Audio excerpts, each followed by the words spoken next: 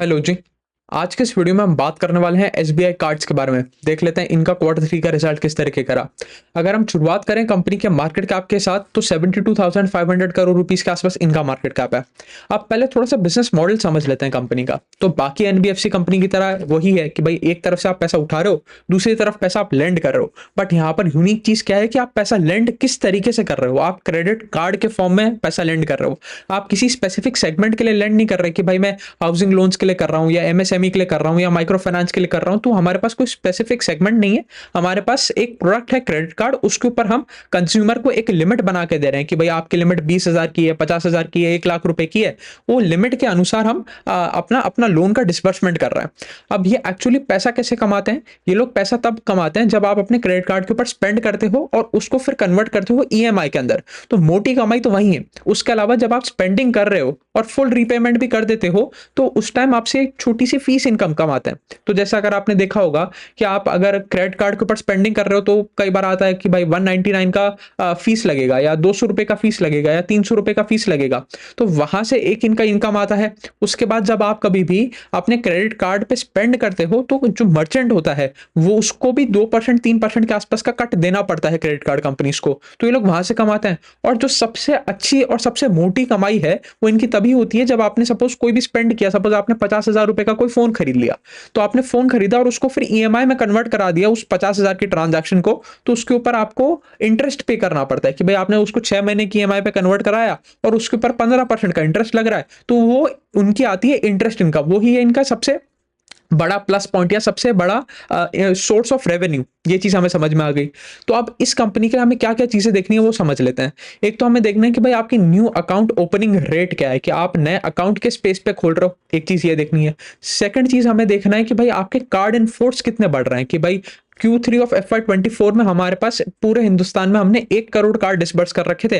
अब वो नंबर 1 करोड़ से बढ़ के 1 करोड़ 20 लाख हो गया। तो that is a 20% increase over a y level. तो ये नंबर देखना कि भाई आपके जो एक्टिव कार्ड्स हैं वो किस रेट पे बढ़ रहे हैं। तीसरी चीज हमें देखनी है कि भाई जो कार्ड के ऊपर स्पेंडिंग है वो किस रेट पे बढ़ रही है। कि भाई पहले हमारे जो एवरेज स्पेंडिंग थी पर कार्ड वो 17,000 रुपए की थी, अब वो 17,000 रुपए से बढ़ के 20,000 रुपए की होगी। तो that is an increment of 3,000 पर कार्ड। तो ये चीज हमें नोट करनी है कि भाई यहाँ पर कितना ग्रोथ आ रहा है। ये सारी चीजें मिलकर हमारी बन जाती हैं सारे के सारे रेवेन्यू फिगर्स। उसके बाद हमें प्रॉफिटेबिलिटी कैसे देखनी है कि भाई आपकी एसेट क्वालिटी किस तरीके की है। क्योंकि देखो ये कंप्लीटली अनसिक्योर्ड लोन है, इसमें आपके पास कोई कोलैटरल नहीं है। जैसे अगर हम बात करें हाउसिंग लोन्स के पास, तो हाउसिंग फाइनेंस कंपनी क्या करती है कि आपका घर गिरवी रख लेती है, आपका घर ऐसा कोलैटरल रख लेती है और उसके बदले आपको लोन करती है। तो सपोज आप अपनी ईएमआई को रीपे नहीं कर पाते तो उनके पास एक ऑल्टरनेटिव है कि भाई इसका मकान हमारे पास है, इसका मकान बेचेंगे और हम अपना पैसा रिकवर कर लेंगे। बट एसबीआई कार्ड्स के पास ऐसा कोई ऑल्टरनेटिव नहीं है। एसबीआई कार्ड सिर्फ आपका सिबिल स्कोर देख के, आपका अकाउंट बैलेंस देख के आपको एक क्रेडिट कार्ड लिमिट असाइन करती है और वो ऐसा उम्मीद करते हैं कि आप डिफॉल्ट नहीं करोगे, आप उनको पैसा रीपे कर दोगे। तो these are completely unsecured loans. इस चीज के बारे में भी हमें ध्यान रखना है। तो हमें देखते चलना है कि भाई ये ऐसा तो नहीं हो जाए कि कहीं इनकी एसेट क्वालिटी बहुत ज्यादा बिगड़ जाए, सब लोग डिफॉल्ट करने लग जाए और इनकी बाढ़ बच जाए। तो इस चीज के बारे में भी हमें थोड़ा सा ध्यान रखना पड़ेगा। तो चलिए देख लेते हैं इनका इस बार किस तरीके का हाल रहा। वैसे अगर हम देखने जाएं, ये कंपनी पिछले 7 से 8 क्वार्टर में कुछ ढंग का रिजल्ट पोस्ट कर नहीं पा रही। इनके लगातार जो क्रेडिट कॉस्ट है, जो एसेट क्वालिटी है वो खराब होए जा रही है और उसकी वजह से reduction in pace of growth देखने को मिल रहा है। एक पॉइंट ऑफ टाइम पे ये कंपनी 30-35% के आसपास का ग्रोथ किया करती थी और आज तो उसके आसपास भी नहीं है। 1/3 ग्रोथ भी कर दें तो एक बहुत बड़ी बात हो जाती है इस कंपनी के लिए। मतलब बिल्कुल बैंड बच गया इस कंपनी का। अब देखो ये एक बहुत इंपॉर्टेंट कंपनी बन जाती है अगर हम देखने जाएं तो। अगर आप देखोगे तो आज से करीबन 1-2 साल पहले कंपनी का अगर आप आरओई उठा के देखोगे तो 28, 29, 30 का आरओई हुआ करता था। तो जब आप स्क्रीनर पर डालते थे तो आपको ये कंपनी एकदम ऐसा टॉप आरओई वाली कंपनी में देखने को मिलती थी। बट अब आप इस बार का इनका आरओई देखोगे तो वो 12% से भी नीचे चला गया। 11.5% के आसपास का इनका आरओई आया है। तो हमें इसीलिए आरओई का ट्रेंड देखना है, क्या वो 30 से 11 आया है या 11 से वो 15 गया है। तो 11 से 15 जाने वाला आरओई इज बेटर देन 30 से 11 आने वाला आरओई। तो यहाँ पर इस कंपनी में हमें पिछले 3-4 साल में कोई पैसा बनते हुए ही नहीं देखने को मिला, क्योंकि कंपनी ने कभी ढंग का रिजल्ट पोस्ट ही नहीं किया। बट अगर आप वो स्क्रीनर वाली माइंडसेट में बैठे रह जाओगे तो आपको हर बार जब भी आप एक नई स्क्रीन बनाओगे तो आपको हमेशा एसबीआई कार्ड उस स्क्रीन में देखने को मिलेगा कि भाई इसका आरओई 15 से ऊपर है, इसका आरओई 20 से ऊपर है, इसका आरओई 25 से ऊपर है। बट अगर आप इस क्वार्टर में देखने जाओगे तो इनका आरओई 12 से भी नीचे गिर गया है, 11.5 आ गया है। इसीलिए ट्रेंड हमेशा मैटर करता है। अगर कोई कंपनी का आरओई 5 का है और वो 5 से 10 के आरओई पे जा रही है तो एक बेटर कंपनी है उससे थे जिसका आरओई 30 का था और 30 से वो 20 पे आ गई, तो वहां पर डिक्रीज इन आरओई हुआ, 5 से 10 वाली में इंक्रीज इन आरओई हुआ, तो इंक्रीज वाली कंपनी हमेशा बेहतर है। चलिए ये चीज भी हमने समझ ली। अब वापस आ जाते हैं एसबीआई कार्ड्स के ऊपर, देख लेते हैं इनका क्या हाल रहा। अगर न्यू अकाउंट्स के बारे में बात करें तो 7% के आसपास का इंक्रीज आया, कोई बहुत आपने तोप नहीं उखाड़ा, बिल्कुल घटिया रिजल्ट यहाँ पर तो अभी तक तो। अगर हम कार्ड इन फोर्स के बारे में बात करें तो वहां पर भी 10% के आसपास का इंक्रीमेंट देखने को मिला। और अगर स्पेंड्स के बारे में बात करें, खर्चे के बारे में बात करें कि भाई कार्ड पे स्पेंड कितने बढ़े, वो तो डिग्रू कर गया भाई 11% ओवर वाई लेवल। तो यहाँ पर कोई भी चीज अच्छी हमें होती हुई देखने को नहीं मिल रही। अगर आप इसमें अभी भी पॉजिटिव खोजने जाओ तो एक पॉजिटिव है कि भाई 7-8 क्वार्टर की लगातार डी ग्रोथ के बाद हमें finally quarter on quarter level पे न्यू अकाउंट में ग्रोथ देखने को मिल रही है। अगर मैं आपको क्वार्टर ऑन क्वार्टर लेवल पे बताऊं तो 30% के आसपास के इंक्रीज देखने को मिला न्यू अकाउंट में।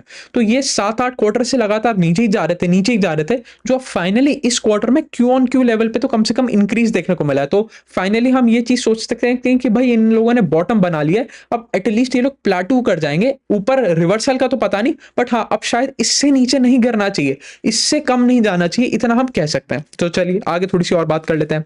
अगर हम रिटेल स्पेंड्स के बारे में बात करें तो that went up by 10% and corporate spends were down 77% over a y level. ये चीज भी देख ली। अगर हम अब देखो, अब जो एसबीआई कार्ड जैसी कंपनी होती है ना, एसबीआई कार्ड जैसी कंपनी से हमें पूरे ओवरऑल मार्केट के बारे में पता चल जाता है। भाई ये लोग अपना डिस्क्लोज करते हैं कि भाई हमारे कार्ड के थ्रू कंज्यूमर ने कौन कौन से सेगमेंट्स में जाके परचेजिंग किया। तो अगर हम वो कैटेगरी वाइज देखने जाएं तो जो एफएमसीजी है, यूटिलिटी है, वहां पर स्पेंडिंग इंक्रीज आया 11% के आसपास का। जो consumer durables, jewellery, furnishing, apparels, वहां पर हमें ग्रोथ देखने को मिला 36% के आसपास का। और जो ट्रैवल है, ट्रैवल हो गया, एयर ट्रैवल हो गया, रेलवे ट्रैवल हो गया, होटल बुकिंग हो गई, वहां पर हमें ग्रोथ देखने को मिला 15% ओवर वाई लेवल का। अच्छा जी, चलो ये चीज भी हमने देख ली। अगर अब इनकी एसेट क्वालिटी के ऊपर आ जाएं तो अभी भी यहाँ पर हालत खराब ही चल रही है। मतलब कोई बस हम ये कह सकते हैं कि चलो अब इन्होंने अपना रॉक बॉटम शायद टच कर दिया है। अब मैनेजमेंट के गाइडेंस के बारे में बात करेंगे, बट हाँ रॉक बॉटम शायद इन्होंने अपना टच कर दिया है। अगर आप वाई लेवल पे देखोगे अभी भी इनकी सारी एसेट क्वालिटी खराब ही हो रही है, but quarter on quarter level पे थोड़ी सी हमें स्टेबिलिटी आती हुई देखने को मिल रही है। और ये आ रही है करीबन 2 साल बाद, 7 से 8 क्वार्टर बीत चुके हैं और उसके बाद ये स्टेबिलिटी हमें आता हुआ देखने को मिल रहा है। अगर हम देखें क्रेडिट कॉस्ट में अभी भी 50% के आसपास का इंक्रीज देखने को मिला ओवर वाई लेवल, और 8% के आसपास का अप था over quarter on quarter level. ये चीज हमने देख ली। अगर हम बात करें यील्ड्स के बारे में तो इनकी यील्ड्स गई नीचे और कॉस्ट ऑफ फंड्स गया ऊपर। तो देखो क्या हो रहा है, आप एनबीएफसी होने के बाद एक पैसा कैसे बनाते हो कि भाई आप एक स्पेसिफिक रेट पे बोरो करते हो। सपोज आपकी बोरिंग रेट 5% की है, तो आप बाहर बाजार से पैसा उठा रहे हो 5% पे, आप लेंड कर रहे हो 15% पे, तो बीच का जो 10% है वो आपकी कमाई है। तो यहां पर इनके साथ क्या हुआ, जो 15% पे लेंड कर रहे थे वो तो गिर गया बाय 12 बेसिस पॉइंट्स, मतलब 0.12% के आसपास से गिर गया, और जिस रेट पे आप बोरो कर रहे थे वो बढ़ गए, तो आपको निम्स में कंप्रेशन देखने को मिला। और इस बार इनके निम्स कंप्रेस हो गए बाय 31 बेसिस पॉइंट्स, 0.3% के आसपास का कंप्रेशन आ गया ओवर वाई लेवल। ये चीज भी हमने देख ली। अगर हम क्रेडिट कॉस्ट भी बेसिस पॉइंट्स के ऊपर देखने जाएं तो इनका क्रेडिट कॉस्ट 2% से बढ़ गया। That is a big jump, बहुत बड़ा जंप है 2% का इंक्रीज। तो अगर आप देखो इनका क्रेडिट कॉस्ट अब 9.4% के आसपास पहुंच गया, जबकि इंडस्ट्री एवरेज 6.5% के आसपास है। तो आप इंडस्ट्री एवरेज से ऑलरेडी बहुत ऊपर हो और अभी भी आप ऊपर ही जा रहे हो। अगर आप क्वार्टर ऑन क्वार्टर लेवल पे देखोगे तो वो पेस में डिक्रीज जरूर आया कि भाई हर क्वार्टर पहले 25-30 बेसिस पॉइंट्स के आसपास का इंक्रीज आता था, अब 8 बेसिस पॉइंट्स का ही आया है, बट अभी भी आप ऊपर की तरफ ही जा रहे हो। मतलब आपकी क्रेडिट कॉस्ट बढ़ती जा रही है, आपकी एसेट क्वालिटी खराब होती ही जा रही है। इस चीज के बारे में भी हमें ध्यान रखना पड़ेगा। अगर हम देखने जाएं इनका आरओए इसकी वजह से और घट गया। इनका आरओए 2.7% से गिर के 2.4% आ गया over quarter on quarter level. Quarter on quarter level पे 30 बेसिस पॉइंट्स के आसपास का फॉल आ गया आरओए में। तो फिर आप ऐसी कंपनी से पैसा कैसे बनाओगे, आपको ये चीज समझनी पड़ेगी। भाई सिर्फ अच्छा ब्रांड वैल्यू देख लेने से या स्क्रीनर पे 4 नंबर देख लेने से पैसा नहीं बनेगा। आज भी आप स्क्रीनर पे जाके देखोगे तो इसका आरओए आपको 22 के अराउंड दिखेगा, जबकि वो एक्चुअल सही फिगर है ही नहीं। इस चीज के बारे में हमें समझना पड़ेगा। आप जाके एसबीआई कार्ड्स का इन्वेस्टर प्रेजेंटेशन खोलो, वहां पर आप देखो, वहां पर इन्होंने अपना आरओई का नंबर क्या रिपोर्ट कर रखा है। वहां पर 11.5% के आसपास का आरओई आ रहा है इस कंपनी का, जो बहुत ही बुरा है और बहुत तगड़ा फॉल है इन टर्म्स ऑफ अगर हम देखने जाएं ओवर वाई लेवल की। भाई आप 19-20% के आरओई से आज 11-12% के आरओई पे आ गए हो, तो यहाँ पर हालत तो लगातार खराब दिख ही रही है। अगर हम ग्रॉस एनपीए के बारे में बात करें तो इनका ग्रॉस एनपीए बढ़ गया from 2.6% to 3.2% over a YOY level. Net NPA 0.9% से 1.2% पे पहुंच गया over a YOY level. But वही है, क्वार्टर ऑन क्वार्टर लेवल पे हमें थोड़ी सी स्टेबिलिटी आती हुई देखने को मिल रही है। तो हम अभी भी, कहानी वही है जो हमने स्टार्टिंग में बात करी थी कि भाई हो सकता है अब इन्होंने अपना रॉक बॉटम टच कर दिया है कि भाई इससे नीचे नहीं गिरेंगे। बट अभी भी कोई ये चीज हम नहीं बोल सकते कि भाई हाँ अब इस कंपनी का कमबैक हो गया है, अब ये कंपनी बहुत तगड़े रेट पे रिवर्सल कर देगी, ऐसा नहीं है। बट हाँ, शायद इन्होंने अपना रॉक बॉटम जरूर टच कर दिया है, ये चीज हम कह सकते हैं। अगर हम देखने जाएं तो इनके मार्केट शेयर में भी हमें लगातार गिरावट देखने को मिल रही है। अगर आप देखोगे, इनका जो कार्ड इन फोर्स का मार्केट शेयर था वो एक पॉइंट ऑफ टाइम पे 20% के आसपास का था, वो गिर के अब 18.7% हो गया है। स्पेंड्स का जो मार्केट शेयर था, मतलब जितना आपके कार्ड पे खर्चा हो रहा है, वो इंडस्ट्री के क्यूमुलेटिव कितना परसेंटेज कैरी कर रहा है, वो 19.2% पे था अपने पीक पे, जो गिर के अब 15.6% के आसपास ही रह गया है। यहां पर भी आपने मार्केट शेयर बहुत तेजी से लूज किया है, बहुत तेजी से लूज किया है। उसके बाद अगर हम देखें ट्रांजैक्शन के बारे में कि भाई नंबर ऑफ ट्रांजैक्शन कितने हैं, तो वो भी पीक पॉइंट पे 20% के आसपास का पूरी इंडस्ट्री में कंट्रीब्यूशन लेके आ रहा था, और घट के अब 16.5% ही रह गया। तो यहां पर भी इन्होंने अपना मार्केट शेयर लूज कर रहा है। अब देखो एक और चीज समझो, अगर ये कंपनी मार्केट शेयर लूज कर रही है तो इसका मतलब इसी बाजार में कोई दूसरा ऐसा कंपनी है जो मार्केट शेयर गेन कर रहा है, जो इनसे ज्यादा पैसा बना रहा है, इनसे ज्यादा अच्छे रेट पे ग्रो कर रहा है। हमें उस कंपनी पे फोकस करना है ना। ऐसी कंपनी आपको लेनी ही क्यों है, या ऐसी कंपनी में आपको इन्वेस्ट करना ही क्यों है जो अपना मार्केट शेयर लूज कर रही है, वो अपने कस्टमर्स खो रही है, या ओवरऑल मार्केट का पोर्शन साइज उसका छोटा होता जा रहा है। ऐसी कंपनी में आप कभी पैसा बना ही नहीं सकते, चाहे वो एचडीएफसी बैंक का ब्रांड वैल्यू हो, चाहे वो एसबीआई का ब्रांड वैल्यू हो, चाहे वो किसी का भी ब्रांड हो। ब्रांड से कंपनी का परफॉर्मेंस का कोई लिंकेज नहीं है। ब्रांड आपको जस्ट एक स्टेबिलिटी देता है कि भाई हाँ, अगर एसबीआई कार्ड्स को फंडिंग का कभी भी रिक्वायरमेंट पड़ा तो उधर एसबीआई बैठा है, इनको थोड़ा बहुत पैसा दे देगा। और थोड़ा बहुत आपको पेडिग्री का पता चलता है कि भाई इस कंपनी का जो एसबीआई पेरेंट कंपनी है वो अच्छी चल रही है, तो इसका मैनेजमेंट भी इसको अच्छी तरीके से ही चलाएगा। इससे ज्यादा आपको कुछ नहीं मिलता, इससे ज्यादा तो आप कुछ उम्मीद लगा भी नहीं सकते। सिर्फ ब्रांड वैल्यू के बेसिस पे शेयर्स नहीं चलते, आपका पैसा नहीं बनेगा। आपको एंड ऑफ द डे तो कंपनी के फाइनेंशियल्स ही देखने पड़ेंगे। ये चीज भी हमने देख ली। अगर इनके आरओई के बारे में बात करें तो 19.3% से गिर के 11.5% आगे ओवर वाईओवाई लेवल, और क्वार्टर ऑन क्वार्टर लेवल पे भी हमें डिक्रीज ही देखने को मिला। अब फाइनली बात कर लेते हैं मैनेजमेंट की क्या कमेंट्री रही, मैनेजमेंट का इस पे क्या कहना है।